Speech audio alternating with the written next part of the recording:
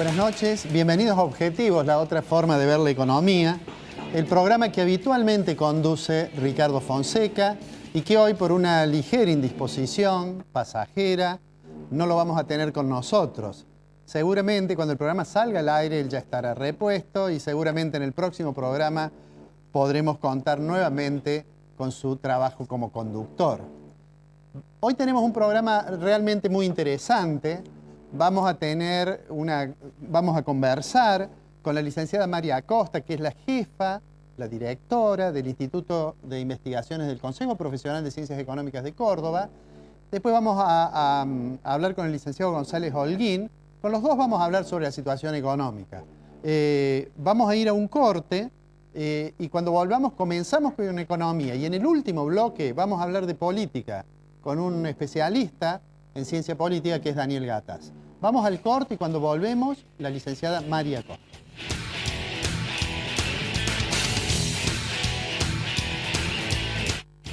Marco Aurelio Sosa. www.fabicur.com.ar. Consejo Profesional de Ciencias Económicas. Gama. Juntos hacemos futuro. Instituto San Agustín, IMIX, CIAFA, Centro Robles.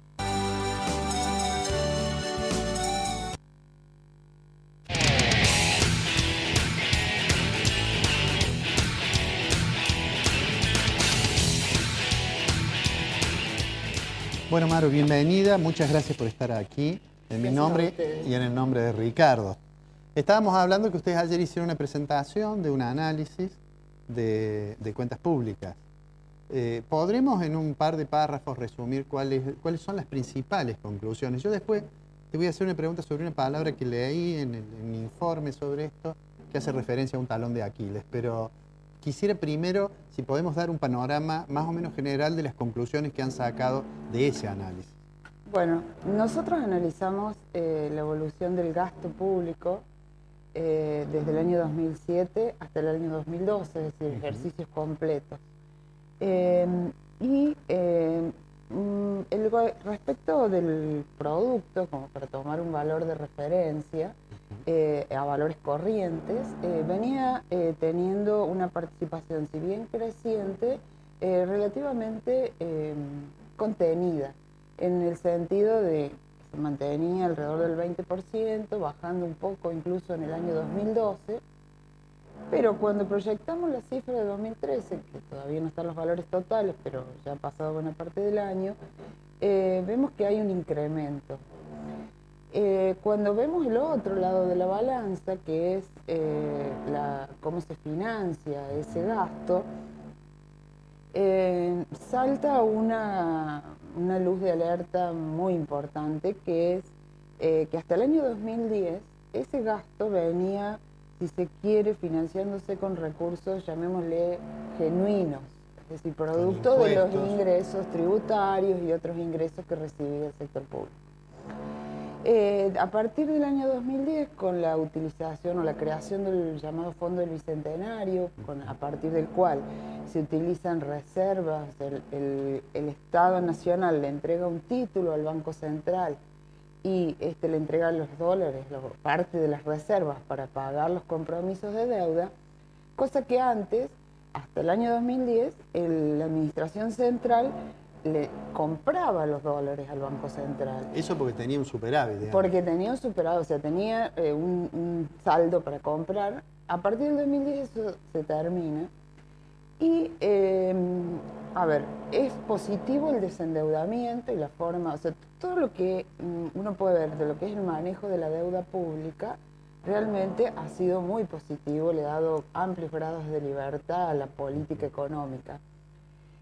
Pero cuando se comienzan a utilizar las reservas, no parecía preocupante en el 2010, no en el 2011, pero en el 2012, cuando se produce la crisis de la cuestión energética, ahí aparece la luz de alerta, la utilización de esas reservas en un periodo que nosotros consideramos crítico, como fue el 2012, es el 2013 y va a continuar siendo por lo menos en un horizonte de 3, 4 años hacia adelante, en el mejor de los casos, seguir utilizando esas reservas, o sea, hoy tenemos un periodo que empieza a parecer crítico de reservas. No se va a conseguir este año los 10.000 millones de dólares, o si se consiguen van a ser demasiado forzados. La cuestión, o sea, se necesita casi otro tanto para poder importarle el combustible, la energía, que haga, digamos, permite un funcionamiento de la economía de crecimiento. Y las condiciones de o sea, ¿de dónde provienen esos dólares? Por un lado, el sector primario, que se ve condicionado por factores totalmente externos, y un sistema industrial que no alcanza a despegar en sentidos de evitar la restricción externa.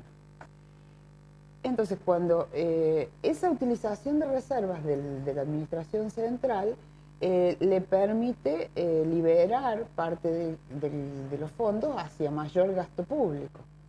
Además, está utilizando lo que se considera renta de la propiedad cada vez en una proporción creciente. O sea, dentro de los ingresos que contabilizan no está solo los recursos tributarios, sino también las rentas de la propiedad.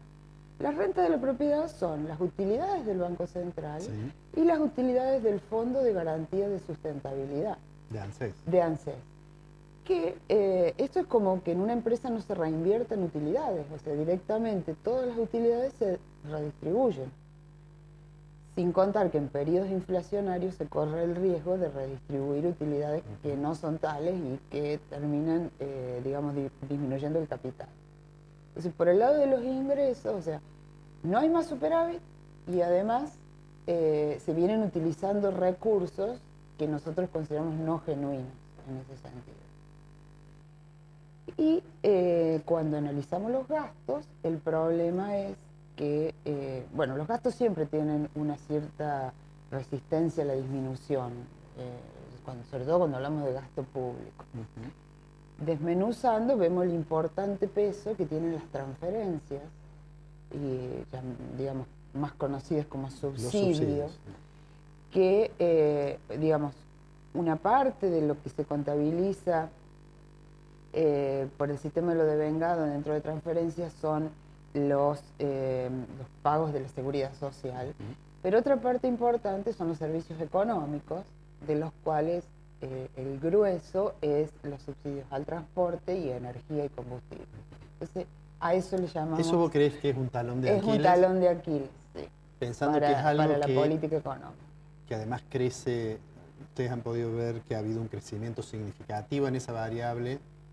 Sí, en realidad ha crecido... ¿En qué sentido es un talón de Aquiles? En el sentido de que se impone para los periodos que continúan o sea, de mantenerse esta estructura de recursos tributarios y de comercio exterior, no sé si reducir, pero digamos, inflación mediante mantener estable ese gasto público, de cierta forma licuarlo para que tenga menos peso. Pero los componentes, lo único que aparece como posible de reducir son esas transferencias, que por otra parte constituyen un entramado muy complicado porque hay fondos específicos. Tampoco tenemos que olvidar, hay una relación que nosotros hicimos que es la tasa de variación interanual de esas transferencias y la tasa de variación interanual del consumo privado, y tienen prácticamente los mismos valores. O sea que ha ido acompañando en el ciclo de expansión. Si bien sin mayores estudios no puedo decir que la relación sea exactamente determinante, pero también es cierto que ese mayor gasto público ha favorecido condiciones de crecimiento a través del consumo interno. Entonces, desenmarañar eso, o sea, disminuir, implicaría aumentar tarifas, que eso además tiene un costo político, ¿no? Además de un costo político, un costo en términos de consumo interno, que haría reducir la tasa de crecimiento. Por eso es que nosotros un poco lo llamamos como un talón de Aquiles, porque creo que ahí se impone volviendo a repetir frases ya dichas, una sintonía fina, muy precisa, porque es un tema muy complicado.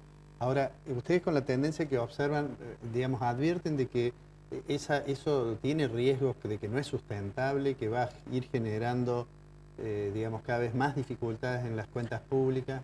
Sí, porque la restricción externa cada vez está apareciendo en mayor proporción. Hoy el crecimiento que ha tenido la industria proviene básicamente del sector automotor. Sí. Pero el sector automotor digamos, la relación externa del sector automotor es menos, o sea, es más grave, en el sentido de que el sector autopartista no puede acompañar el crecimiento de las terminales. Entonces las terminales terminan, bueno, dibujando o disfrazando de alguna manera la forma de mantener las proporciones obligatorias y importando más autopartes. Entonces la relación de compras y ventas en términos de la industria automotriz es cada vez peor.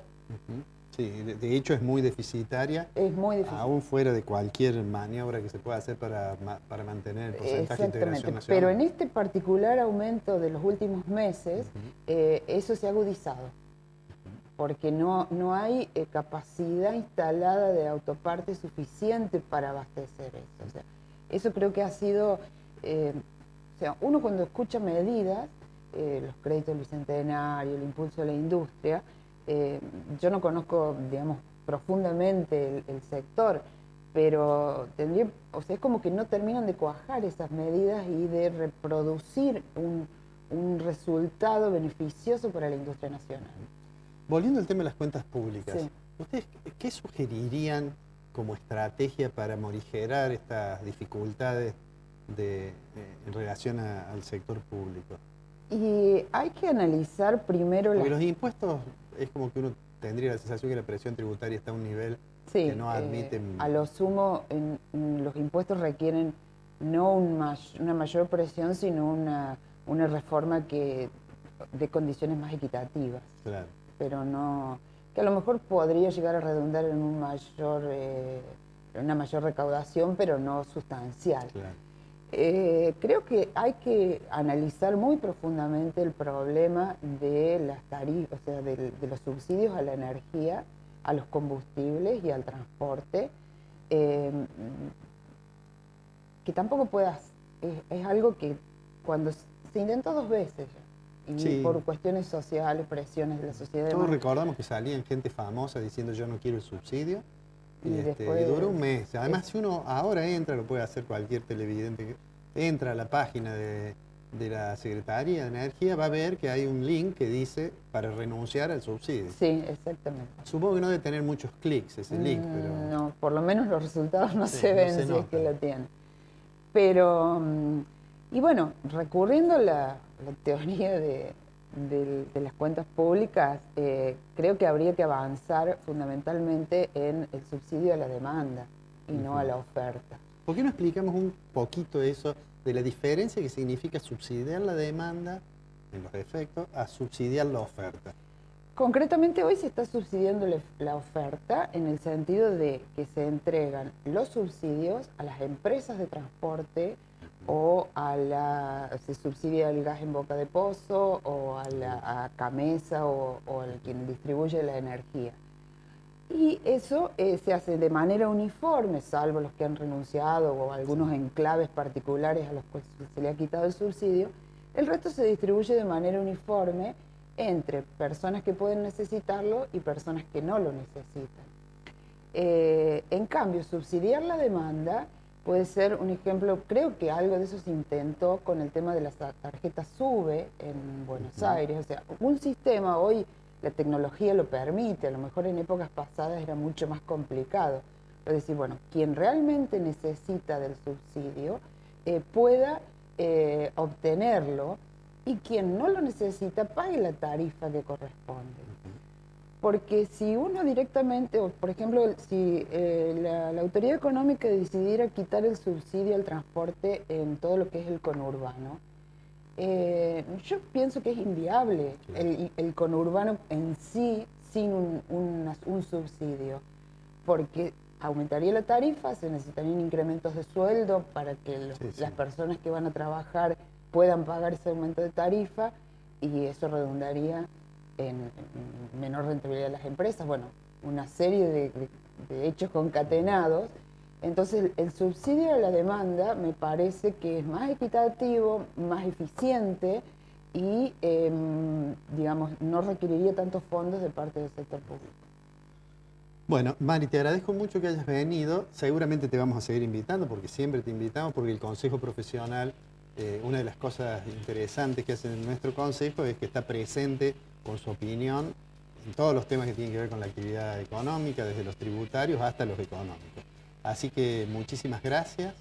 Vamos a ir a un corte. Cuando volvamos, hablábamos recién con Mari de los problemas de una decisión de sacar subsidios, puede traer problemas de naturaleza política. Vamos a hablar con González Holguín, cómo ve él la relación entre la economía y la política, más en este periodo que estamos caminando hacia un proceso electoral. Y finalmente, en el último bloque, Daniel Gataz, vamos a terminar finalmente en el puerto de la política, y le vamos a preguntar a él, que es un especialista en ciencias políticas, cuál es la evaluación que hace del sistema y de la situación política de la Argentina. Vamos al corte. Cuando volvemos, González Holguín.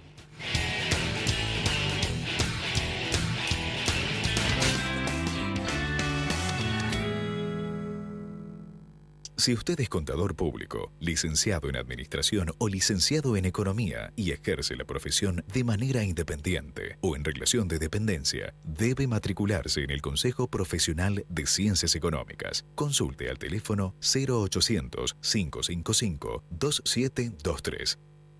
Marco Aurelio Sosa, 53 años liderando en caños de acero. www.marcoaureliososa.com.ar. La calidad, nuestra pasión. La satisfacción del cliente, nuestra obsesión. En Fabicur Ixa hacemos la vida más segura. www.fabicur.com.ar. Instituto San Agustín. Atención especializada con sistema de autorización y provisión de medicamentos oncológicos. Confiabilidad y seguridad. Certificación en normas ISO 9001.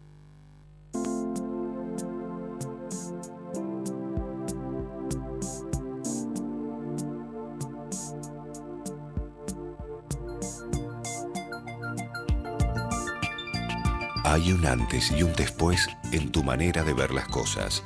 Descubrí tu mirada en High Definition. Novar. Ver mejor. Es posible. ¿Quién no tiene un conocido o un barrio cercano con Casas de Horizonte? 31 años de trayectoria y más de 7.200 viviendas sociales entregadas.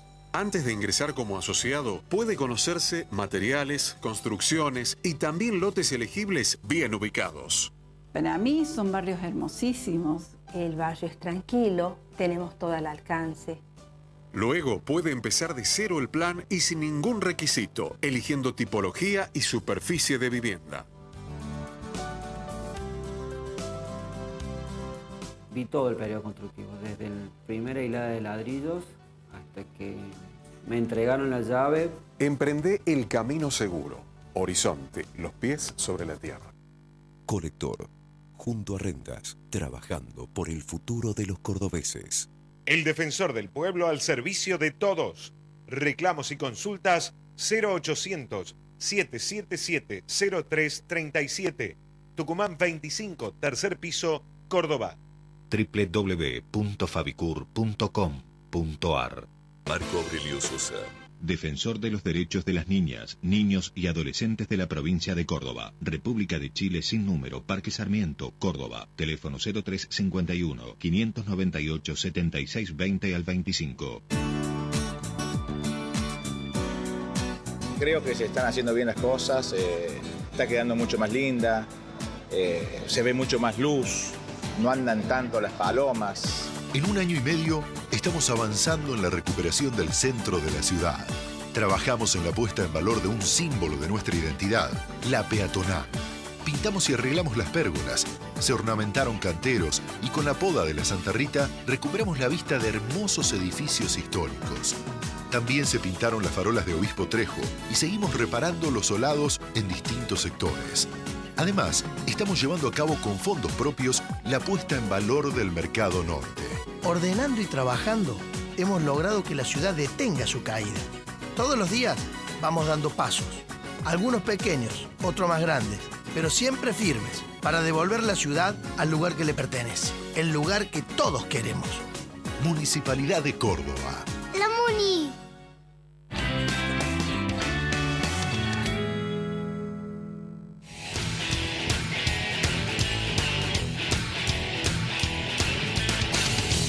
Bueno, como decíamos recién, tenemos la visita de Eduardo González Holguín. Muchas gracias por estar aquí. Gracias por invitarme. Economista que ha venido varias veces a nuestro programa. Y recién decíamos que en este periodo que estamos viviendo, ya muy prácticamente en los últimos trechos hacia la elección de octubre, siempre surge la cuestión de cuáles son los efectos, las influencias que tiene lo que ocurre en la superestructura política sobre la economía y viceversa. ¿Cómo estás viendo, Eduardo, la coyuntura y qué percepción tenés respecto de la cuestión política? Yo creo que debido, digamos, a las elecciones y fundamentalmente, digamos, al resultado de las PASO, que no fue, digamos, favorable para el gobierno, se han como exacerbado algunas contradicciones que venían soterradas en cuanto que permanentemente hay como una puja de modelos. Yo siempre digo, los modelos no son una cuestión técnica que cae, ¿no es cierto? Dice, esto es lo mejor que hay que hacer en este momento, en este país, sino que son fruto de una puja social.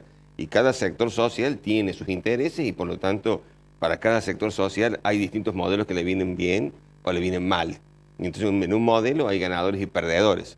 Y entonces me parece, bueno, que algunos sectores que no les iba yendo tan bien, digamos, con este modelo, están aprovechando para presionar justamente y desmoronar. Y entonces, bueno, aparecen visiones apocalípticas que no se condicen, digamos, con ningún tipo de apreciación objetiva. Y por otro lado, en un, digamos, reflejo que yo entiendo por parte del gobierno, dice, está todo bien, ¿no es cierto? Yo siempre cuando daba política económica le decía a mis alumnos que el funcionario en cierta forma es un actor que tiene que hacer un libreto. El actor no necesariamente está de acuerdo con el libreto. Entonces, bueno, frente a esa situación, bueno, los actores que están en contra del modelo magnifican, ¿no es cierto?, la situación, que está muy mal, y del otro lado se defienden diciendo, no, está todo muy bien. Yo creo que no, que estamos en una situación en donde el modelo es como, para mí, que ha dado todo lo que puede dar en cuanto a lo que sería la cuestión instrumental, los instrumentos para poder, digamos, avanzar en un modelo productivo distributivo. Yo pienso, bueno, que el modelo productivo distributivo es, digamos, un modelo que fundamentalmente favorece a la mayoría de los argentinos. Y me parece lamentable que por ahí, por cuestiones, digamos, de implementación, este modelo, el modelo en sí, ¿no es cierto?, quede como degradado. Y muchos, digamos, empiecen a escuchar cantos de sirena que nos hacen acordar a los 90. No exactamente los 90, porque ya nadie, digamos, come clavos, pero digamos que hay, digamos, unos vientitos así como que volvemos de nuevo a creer, ¿no es cierto?, que el mercado es un óptimo asignador de recursos, que el Estado tendría que retirarse, que la regulación es mala, ¿viste? Y bueno, y eso me parece que fundamentalmente se debe a que no se dio a tiempo, porque en este momento en plena campaña política no se puede cambiar de caballo en medio del río, no se vio a tiempo, bueno, que el instrumental con que se contaba y con que se largó en su momento en el 2003, ya dio lo que tenía que dar. Y que entonces es necesario un cambio en el instrumental si se quiere continuar en este modelo. Y yo creo que ese es el dilema que tiene en este momento el gobierno, porque tiene miedo que esto se tome como que está arriendo banderas. Es una debilidad. Vos, hace un rato en un panel en el cual estaba, yo decía que esta gente que muchas veces, digamos, predijo apocalipsis que no ocurrieron, en realidad le hicieron un favor al gobierno, porque el gobierno ahora ante cualquier crítica le dice, usted ya me dijo que iba a tener una hiper, y no ocurrió, ¿no es cierto? ¿Vos creés que, o sea, que fortalecieron, digamos, en términos políticos al gobierno, podríamos decir? Claro. ¿Vos creés que puede ocurrir la recíproca de eso? Que el gobierno, por decir que está todo bien, todo bien, todo bien, y leer muy bien el libreto, aparezca que la opción termine siendo una cosa que esté muy alineada. Claro, y yo me temo eso, porque hay cosas que me parece que uno no puede negar, como por ejemplo que hay inflación. Entonces uno sabe, ¿no es cierto?, ya por la percepción de ir al supermercado. Pero el presupuesto dice que el año que viene vamos a tener 9.9. Claro, y uno escucha eso y dice, bueno, es una presunción muy poco realista, a menos que haya un acierto espectacular en la política económica. Se baja, y otro problema serio en Argentina, que es una población con gran entrenamiento, digamos, inflacionario, son las expectativas. Claro. Y entonces bajar las expectativas es muy difícil, porque yo siempre digo, desde el gran grupo económico, que posiblemente tiene una gran capacidad de mercado, posiblemente tiene una gran capacidad de fijar precios, hasta el almacenero de la esquina, todos, para defenderse, o algunos para apropiarse del trabajo ajeno, van moviendo los precios. Entonces, en una Argentina que no todos saben cómo tienen que hacer, y el mismo trabajador, para que le rinda más el sueldo, no bien lo recibe, sale y lo gasta, y por lo tanto presiona en la demanda, y por lo tanto presiona en la inflación, todos nos movemos de esa forma para protegernos o para robar trabajo ajeno. Entonces, las expectativas son muy difíciles de bajar, y tendría que haber, digamos, un cambio bastante importante para que se cambien las expectativas y, bueno, estamos de nuevo entrando en una senda en donde más o menos la inflación va a bajar. Y por otro lado, una cuestión que a mí me preocupa mucho es que si bien yo coincido con el gobierno que el origen de la inflación de base, es una inflación estructural, yo siempre, digamos, voy justamente al padre de la teoría no monetaria de la inflación, Julio Olivera, que Julio Olivera dice, frente a la inflación estructural, la autoridad monetaria tiene un dilema. Si emite más, exacerba la inflación, y si emite de menos, provoca la recesión. Bueno, me da la sensación, digamos, que esa partecita, ¿no es cierto?, de Julio Olivera no la tienen en cuenta. Hasta hace poco estaban en la primera opción, ¿no? Uno mira la expansión de la base monetaria durante el 2012 en más de 30%. Y claro. Ahora uno mira ahora y hay contracción. Hay contracción porque están viendo que realmente ¿Eso es porque el gobierno tiene alguna dificultad para sostener un diagnóstico? Digamos, uno ve, la política económica era una política de acumulación de reservas y los discursos decían, vamos por la acumulación de reservas, llegamos a 52.000 millones, ahora estamos en 35. 33 con el pago, bueno, el último pago. El pago de los títulos, sí. Pero digo, esto es porque el gobierno cambia el diagnóstico. ¿Qué es lo que sucede? Que hay como medidas como improvisación. Yo te digo, uno mirándolo de afuera, ¿no? Porque yo no pertenezco, digamos, al gobierno, es una pregunta que yo también me hago, porque es como que va habiendo como vaivenes en esta apreciación, y lo mismo, bueno, se tiró, digamos, a buscar un ancla, ¿no es cierto?, de la inflación con el tipo de cambio, devaluando menos que la inflación. Y yo siempre digo, desgraciadamente pasó lo mismo que pasó con Martínez Dios con la tablita, que la inflación siguió lo mismo porque es una inflación de tipo estructural. O sea que hay como una contradicción en el diagnóstico primigenio de la inflación y el instrumento de política que se busca. Y por otro lado, como no se le da importancia, se emite y, bueno, y ahora es como que hay una marcha atrás. A mí, yo también me hago esa pregunta, no tengo la respuesta, no sé por qué hay esa marcha atrás. Y bueno, si esto se hace con torpeza, si ahora empezamos con una retracción muy fuerte, y bueno, vamos a terminar afectando el crecimiento económico. ¿Vos tenés la impresión de que el gobierno, después de las elecciones, digamos, hasta las elecciones, casi que sería imprudente tomar demasiadas decisiones? Pero ¿vos pensás que después de las elecciones va a haber un replanteo general de la política económica o va a seguir esta idea de ir tomando medidas como para comprar tiempo, digamos? A mí me da la impresión, digamos, por estos movimientos que está haciendo, por ejemplo, con ganancias, que es como que ya se da cuenta que este esquema no da para más. Entonces me parece que vamos a avanzar, digamos, a un conjunto de medidas un poco más global. Digamos, es muy fuerte, por ejemplo, el discurso con respecto a que tenemos un sistema tributario altamente regresivo. Entonces, inclusive con todo lo que puede ser la influencia de la CEPAL, que está hablando justamente que para que el sistema fiscal sea realmente progresivo, también tiene que ser progresivo el sistema tributario. Y entonces ahí puede haber un cambio importante en donde a lo mejor sin afectar demasiado la presión tributaria, se cambie cuál es el sector que está fundamentalmente aportando. Y después también me parece que se intentó en un primer momento y después se hizo marcha atrás, vos así lo estabas nombrando con María Acosta, el tema, ¿no es cierto?, de la calidad del gasto. Y entonces ahí hay un meollo importante porque no hay una buena calidad del gasto, fue lo que llamó la presidenta sintonía fina.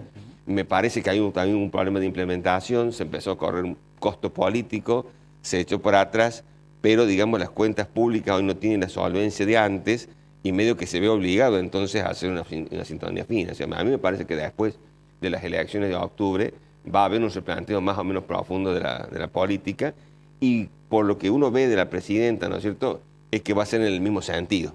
O sea, no me imagino, digamos, pegando un viraje hacia posiciones ortodoxas.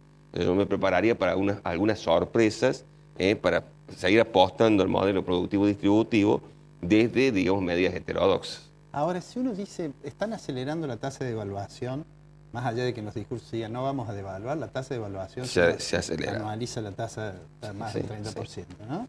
Si además va a tratar digamos, de tocar los subsidios, tiene un parecido con la ortodoxia. Además, hay contradicción monetaria, supongamos. Eso es bastante parecido a la ortodoxia, ¿no? Digamos, dentro, digamos, en medidas estrictas no puede parecer así, pero me parece, digamos, que si eso se compensa, ¿no es cierto?, con políticas activas de distribución del gasto, porque el gobierno, digamos, ha introducido algunas ideas interesantes en el sentido, bueno, que las personas no tienen que estar atadas a su propia suerte, sino que en las sociedades más o menos evolucionadas se trata de garantizar la igualdad de oportunidades. Yo siempre pongo el ejemplo que durante mucho tiempo, digamos, el ciclo de vida de las personas hacía que la persona al nacer no tuviera productividad y por lo tanto no tuviera capacidad de ingresos, y más o menos le pasaba lo mismo en la vejez. Se fue, digamos, institucionalizando sistemas que la sociedad tomaba para la vejez y se dejaba, ¿no es cierto?, al cargo de los padres qué pasaba con los niños. Y eso se naturalizó. Este gobierno dice, bueno, no tienen la culpa, digamos, los niños, hijos de pobres, de las oportunidades que tienen. Y comienza, digamos, a institucionalizar que el Estado también se hace cargo de esa parte, ¿no es cierto?, de la vida de las personas que no tienen productividad. Entonces me parece que en ese tipo de políticas, ¿no es cierto?, va a aparecer, digamos, muchos elementos heterodoxos. Te hago una pregunta que es difícil, digamos. Podés decirme que no me la contestas. Si no toman ninguna medidas, digamos, que signifiquen un cambio significativo, integral, ¿llegan al 2015? Yo creo que sí, y en forma agónica. O sea, yo creo que lo que vamos a ver, que yo lo he dicho inclusive en muchas charlas que estoy dando en este momento, es que si uno deja las cosas como están, inclusive yo hago esos escenarios, es como una languidez que va cayendo lentamente y que un poco Cristina va a decir, ¿no es cierto?, después de mí el diluvio. Bueno, eso obviamente dependerá también de lo que pase a nivel político, así que eso político, y también hay que ver, bueno, cómo se siguen moviendo factores externos. Claro. Digamos, a nosotros, por ejemplo, nos golpea mucho, tiene mucha incidencia el precio de la soja. Entonces, bueno, y el precio de la soja a su vez no solamente está, digamos, mediado por los climas que existen en el mundo, sino también por factores políticos y factores de especulación. Especulación es uno. Sí. Así es. Eduardo, te agradezco mucho que hayas venido.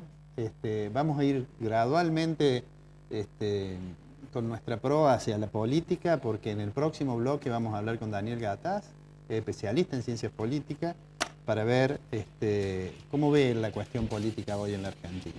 Vamos a ir al corte y cuando volvemos está el doctor Gataz con nosotros.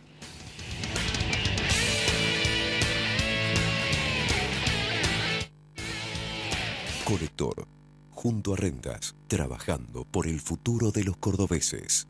El defensor del pueblo al servicio de todos. Reclamos y consultas 0800-777-0337.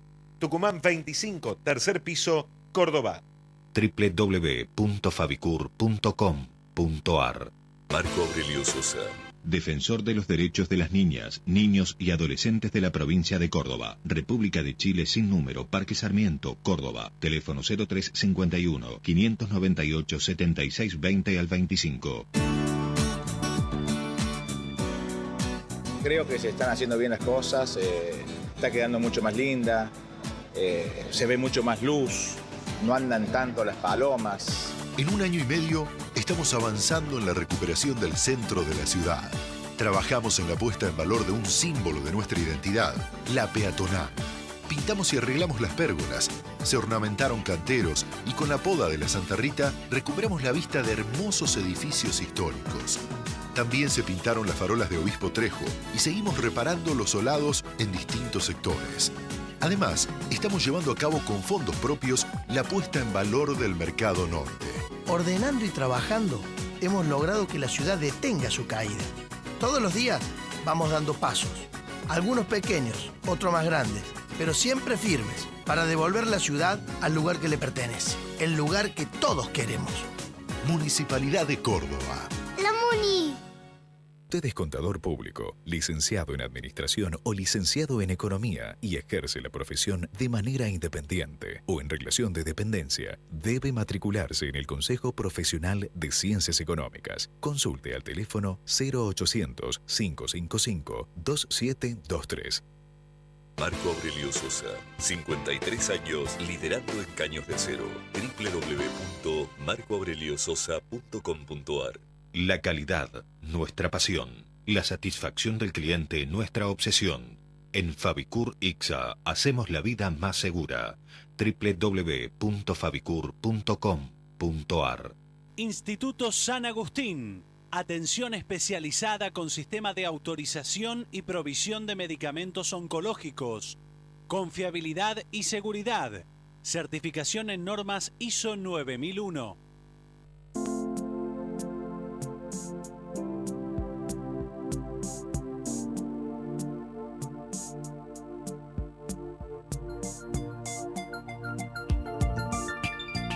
Hay un antes y un después en tu manera de ver las cosas. Descubrí tu mirada en High Definition. Novar. Ver mejor. Es posible.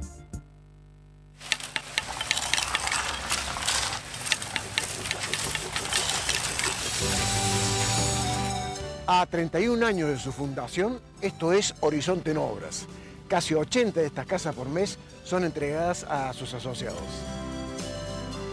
Y el promedio elegido es una casa como esta, 59 metros cuadrados, 2 dormitorios, con posibilidad de ampliación e incluso de instalar un emprendimiento pyme.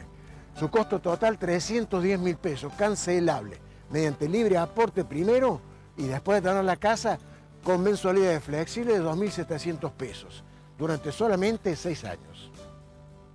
Lógicamente, existen viviendas más económicas aún, como así también unidades más confortables.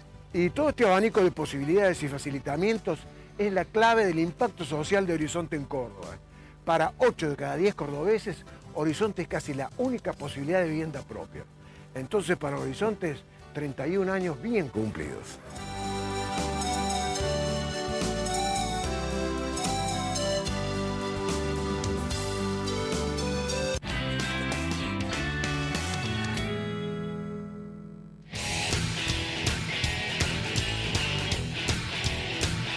Bueno, como decíamos hace unos instantes, vamos a hablar con el doctor Gataz, con Daniel Gataz, que es un especialista en ciencias políticas. Y por supuesto, antes que nada, te agradezco que estés aquí, Daniel, en mi nombre y en nombre de Ricardo. No, muchas gracias a vos, Alfredo, por la invitación, y a Ricardo, obviamente, que me han dicho que andaba con un pequeño problema de salud, producto de su temperamento, seguramente, pero ya cuando el programa salga al aire seguramente ya va a estar No tengo la menor duda. Bueno, recién comentaba con los economistas, y para evitar el riesgo que a veces incurrimos los economistas, que es pensar que todo se resuelve en el plano de la economía, queríamos conversar un poco sobre la cuestión política. ¿Cómo se ve desde el punto de vista de alguien que tiene formación sistemática en eso, la atmósfera política, el clima político de la Argentina en esta singular situación que vamos camino a las elecciones legislativas? Bueno, curiosamente yo creo que el clima que hay actualmente en el tema político es absolutamente enrarecido, y si bien históricamente se ha pensado que la economía tiene una incidencia importante en la política, me parece que en este caso es al revés. Yo creo que esta situación de crisis política que está viviendo la Argentina tiene una incidencia importante en la economía y en lo social, que hace obviamente que la gente no tome decisiones, ¿no? Fundamentalmente en cuanto a inversiones. Y obviamente está todo vinculado a lo que está por ocurrir, a lo que ha ocurrido en las PASO, y que la semana próxima se lanza ya la campaña definitiva para las elecciones de octubre, que fíjate, curiosamente, extrañamente, diría, el gobierno por un lado la minimiza diciendo es una elección legislativa, no tiene mayor trascendencia, pero por otro lado está jugando absolutamente todas las fichas, porque sabemos perfectamente bien, y esta es la historia argentina, que la elección legislativa previa a la presidencial define quiénes son los candidatos. Y en este caso se van a definir quiénes son los personajes que van a disputar la presidencia en el 2015. ¿Vos pensás de que esta particular situación es porque hay una debilidad política del gobierno como consecuencia de de las elecciones, de las primarias.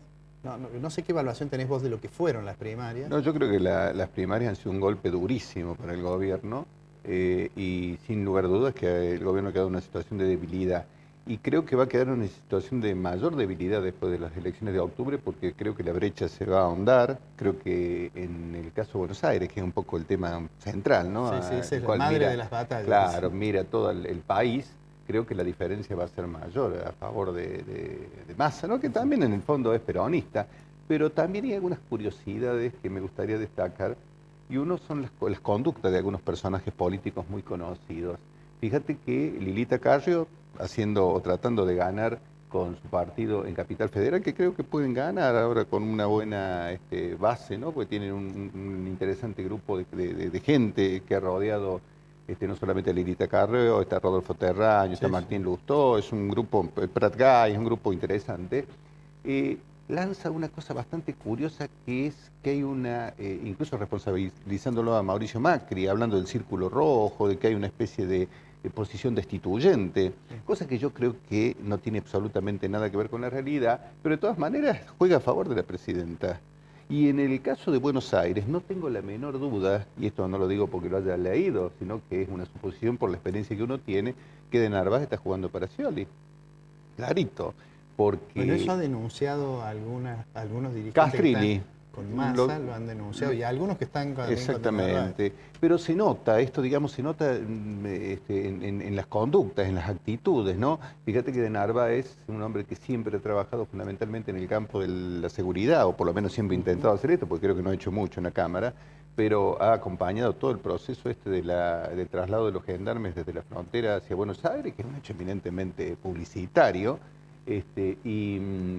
descuidando obviamente todas las fronteras del país, una situación sumamente crítica porque estamos viviendo un momento difícil en cuanto a todo lo que sea narcotráfico y todo lo que esto implica. Bueno, acá en Córdoba estamos ahora atravesando un periodo en que esto ha pasado a estar en el primer orden de los medios a propósito de los problemas que hay con la policía. ¿Pensás que nos vamos a ir al tema de Córdoba un minuto? ¿Vos pensás que esta situación tan delicada que se vive con el tema de las denuncias y los procesamientos de los policías, ¿lo va a afectar políticamente el gobierno? El gobernador dijo hace 10 días que le parecía que no.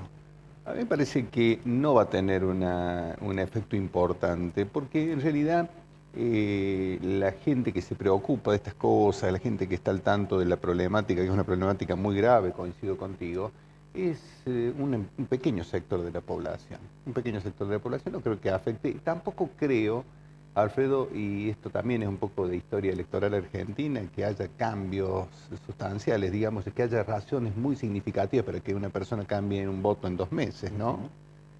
Sin embargo, ¿vos creés que la elección de octubre en Buenos Aires se va a ampliar la brecha? Sí, yo creo que se va a ampliar, yo creo que Massa va a ganar por más, y por una cuestión de un efecto lógico, que la mayoría de la gente juega ganador. La desesperación de Narváez es justamente esto, ¿no? Que muchos de los personajes que estaban con él, de los candidatos que estaban con él, a cambiar. Claro, y aparte la gente huele, ¿no? Y Massa se está haciendo, gracias a esta elección en Buenos Aires, conocido a nivel nacional, lo cual yo creo que lo potencia como el gran candidato para el 2015, por lo menos hasta ahora, ¿no? De cómo están las cosas. Si vos me permitís, a mí lo que sí me gustaría hacer es un análisis, si se quiere, político y económico, ¿no? Vinculado al tema del presupuesto. Hoy es tapa de todos los diarios esta distribución presupuestaria, en la cual Córdoba se ve sumamente afectada. No sé si habrán hablado previamente de este tema, pero me parece que es Te digo por qué no hemos hablado, porque en el programa pasado, que hicimos una consideración sobre el presupuesto, enfatizamos mucho de que el presupuesto ha dejado de ser un instrumento para entender cómo se van a asignar los recursos, habida cuenta de que es casi una formalidad, porque después se cambian los destinos por decisiones administrativas. Entonces, a raíz de eso no le hemos dado en el programa mucho espacio al análisis, aunque hoy hay muchas consideraciones que se han hecho públicas a través de los medios respecto de la distribución regional de gasto. Lo que decimos nosotros en política es un dibujo el presupuesto, es un dibujo. Y el dibujo lo van reconstruyendo, digamos. Pero puntualmente, ¿a dónde apunto? Yo a una cuestión, yo creo, estructural de la Argentina. La Argentina es un país absolutamente asimétrico. Y al margen de la situación que hoy le afecta a Córdoba, que Córdoba tiene, o mejor dicho, Capital Federal tiene 7 veces más per cápita de ingreso en el presupuesto que Córdoba, y que tiene una incidencia importante no solamente en Capital Federal, porque muchísimos de los servicios que se usan en Capital Federal lo aprovechan los bonaerenses. Y ahí está clara la definición, está claro, porque ahí está el 40% del padrón electoral, o sea que tiene un objetivo eminentemente político. Pero digo, de este país asimétrico que hemos construido, y fíjate que tiene mucho que ver con algo que vos también creo que has hablado alguna vez, de esta cláusula transitoria de la Constitución del 94 que obligaba a sancionar una nueva ley de coparticipación, y estamos en una mora de casi 17 años. Y la pregunta sería, ¿por qué nadie se anima? Mejor dicho, hay un montón de proyectos, pero nadie se anima a tratarlo públicamente. Y mantenemos esta estructura insisto, de este país absolutamente asimétrico. Y en realidad nos hemos olvidado de que las provincias son fundadoras, son creadoras de la nación. Bueno, ahí uno entra de lleno a la cuestión federal, que parece que nuestro país es un país que ha adoptado un sistema de gobierno federal con práctica unitaria, ¿no? No hay la menor duda en ese sentido. Y seguramente va a pasar mucho tiempo antes que se tome conciencia de las ventajas que tendría respetar a rajatabla la decisión de ser federal. Fíjate, Alfredo, que yo estoy convencido también de que es natural una especie de coparticipación inversa. Cuando me refiero a esto, digo que aquellas provincias más pobres deban recibir mayor proporción en relación a lo que aportan, pero es una cuestión lógica, ¿no? Pero para que esas provincias crezcan y para que haya un desarrollo armónico. Y si uno compara, por ejemplo, Argentina con Estados Unidos, las comparaciones a veces son odiosas, ¿no? Pero en Estados Unidos, vos lo has vivido, sabes perfectamente bien que la mayoría de los estados tienen un estándar más o menos similar, ¿no? Sí. Es decir, hay otro modo de entender el federalismo. Nosotros le copiamos supuestamente el federalismo a los Estados Unidos, ¿no? Porque la constitución nuestra es casi una... Bueno, o sea que me quedo con esto. Las elecciones que vienen, no va a haber muchos cambios en relación a las PASO, pero la brecha se va a ampliar en contra, digamos, del gobierno. Eso es lo que yo estimo, ¿no? Sí.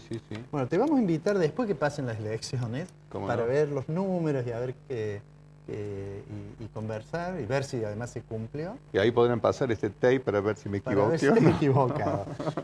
Te agradezco mucho que hayas venido. Alfredo, a vos, tu gentileza. Y bueno, vamos a ir a un corte y enseguida volvemos para cerrar con el programa.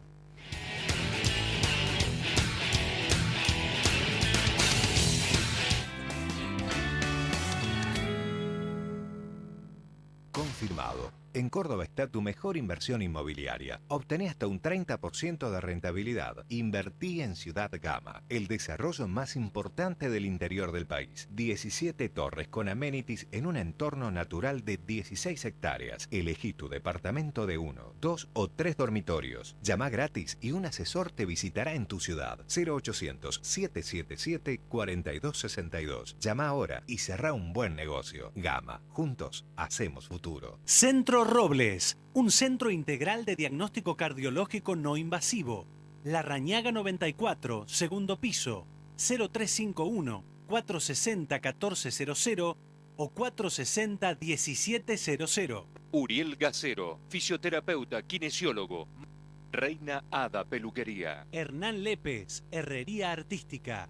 Rejas, verjas, soldaduras a domicilio.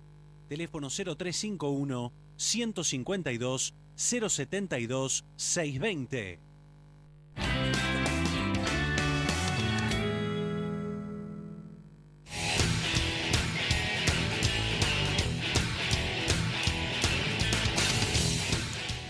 Bueno, estamos llegando al final del programa. Quiero utilizar un minuto para hacer un agradecimiento explícito a la gente de las Jornadas Internacionales de Finanzas Públicas que se hicieron en la facultad, que me distinguieron con la posibilidad de participar del panel de cierre de esas jornadas. Así que a quienes forman parte del consejo que organiza esas jornadas y a las autoridades de la facultad, quiero expresarles públicamente mi agradecimiento. Y vamos a terminar formulando algunas reflexiones que tienen que ver con lo que hemos estado hablando a lo largo del programa. Más allá de las afirmaciones del discurso oficial, de esta, como decía González Holguín, de esta lectura de un libreto para sostener las ideas del gobierno en materia de política económica, existe un gran consenso de que el esquema de política económica se ha ido deteriorando. Lo hemos dicho muchas veces en el programa, se ha pasado de aquel momento de tipo de cambio alto, es decir, de dólar alto, a una situación en que se ha atrasado el tipo de cambio. Es decir, estamos en una situación de dólar barato. Como decía María Acosta, estamos en una situación en que la situación fiscal ya no es la que era. De tener una estructura del sector público consolidado, nación, provincias, municipios, que arrojaba superávit, es decir, ingresos por encima de los gastos, lo cual fue mostrado muchas veces como una fortaleza de la política económica en tiempos del expresidente Kirchner, en realidad se ha pasado a una situación en que hay déficit, claramente, y que hay dificultades para su financiamiento. Están estos problemas, esto que desde el Consejo Profesional, desde el instituto que dirige María Acosta, señalaban. Hay como un talón de Aquiles, decía ella, en esta cuestión. El tercer elemento que parece también fuerte es que el sector externo, que en su momento fue tan significativo para acumular reservas, ha empezado a tener problemas y se sostiene el superávit de balance comercial exclusivamente sobre la base de un comercio administrado, de restricciones. Las reservas caen, lo hemos dicho aquí, desde que se pusieron las restricciones para el uso de moneda extranjera han caído casi 12.000 millones de dólares. Argentina llegó a tener 52.000 millones y hoy tiene menos de 35. Y esto va generando un clima complicado para el gobierno. Complicado en lo económico, esto que señaló Eduardo González Holguín, en el sentido, él dice, bueno, el modelo dio lo que tenía para dar, los instrumentos estos dieron eso y es necesario alguna modificación. Bueno, todo eso además presidido por una situación política que condiciona lo que ocurre con la economía. Parece interesante la observación que hacía Daniel Gataz cuando dice, existe más o menos un consenso de que la economía influye en la política. En general se dice, bueno, la gente en realidad cambia su voto cuando la situación económica ya le golpea fuerte, es decir, que la economía explicaría buena parte del comportamiento electoral, por ejemplo. Pero era interesante, es interesante la observación que hacía Daniel Gataz, decir, pero eso es cierto, pero también es cierto que en la actualidad, habida cuenta de esta atmósfera, de este clima político, bueno, la política parece estar influyendo sobre la economía. Es decir, lo que ocurre en la superestructura política afecta a los agentes en su tarea de tomar decisiones. Él mencionó brevemente, decir, bueno, este clima hace que algunos agentes económicos no tomen decisiones que en otras condiciones tomarían, por ejemplo, decisiones de invertir. Y quiero usar esta afirmación respecto de lo que pasa con la decisión de invertir para señalar algo que yo creo que es muy relevante. Fíjense ustedes, el gobierno ha sostenido, le ha dicho a los industriales, a los grandes empresarios, se lo ha dicho por boca de la presidenta, obviamente a instancia de la gente del Gabinete de Economía, les ha dicho, bueno, ustedes en realidad tendrían que ser oficialistas porque les ha ido muy bien en términos económicos. Y fíjense lo paradojal que es, que en realidad un gobierno que dice sostener muchas ideas del economista más notable del siglo XX, que fue Keynes, dice que los empresarios deberían estar contentos porque ganaron mucha plata y seguramente están contentos. Ahora, si algo aprendimos de Keynes es que el futuro es incertidumbre y que además los empresarios deciden no en función de cómo les fue, sino en función de cómo creen que les va a ir. Y en este clima que mencionaba Gataz, de cierta crispación política, de cierta sensación de debilidad política por el resultado de las elecciones, bueno, en ese clima, lo más razonable que si el gobierno además no da señales de certidumbre y los agentes económicos sean muy reacios a invertir. Una inversión se decide porque se piensa que el flujo neto de beneficios futuros, el más probable, va a compensar la inversión presente. Ahora, si hay mucha incertidumbre, por más que la incertidumbre es un rasgo característico del funcionamiento del proceso de toma de decisiones en el sistema capitalista, ahora, hay un límite. Si es demasiada incertidumbre, lo más probable es que se destruya la posibilidad del cálculo económico y, consecuentemente, se empiece a paralizar el proceso de acumulación del capital.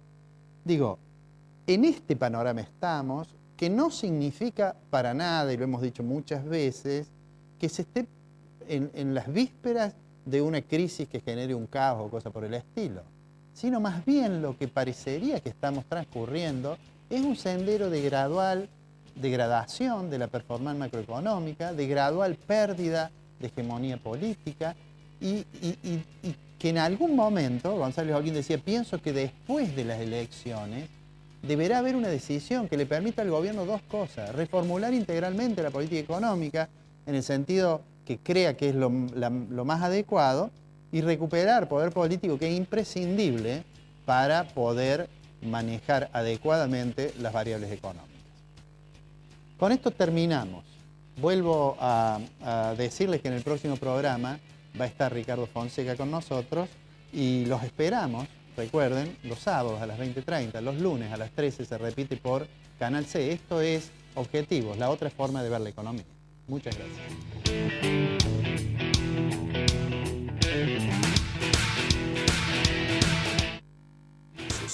www.fabicur.com.ar Consejo Profesional de Ciencias Económicas. Gama. Juntos hacemos futuro. Instituto San Agustín, IMIX, CIAFA, Centro Robles,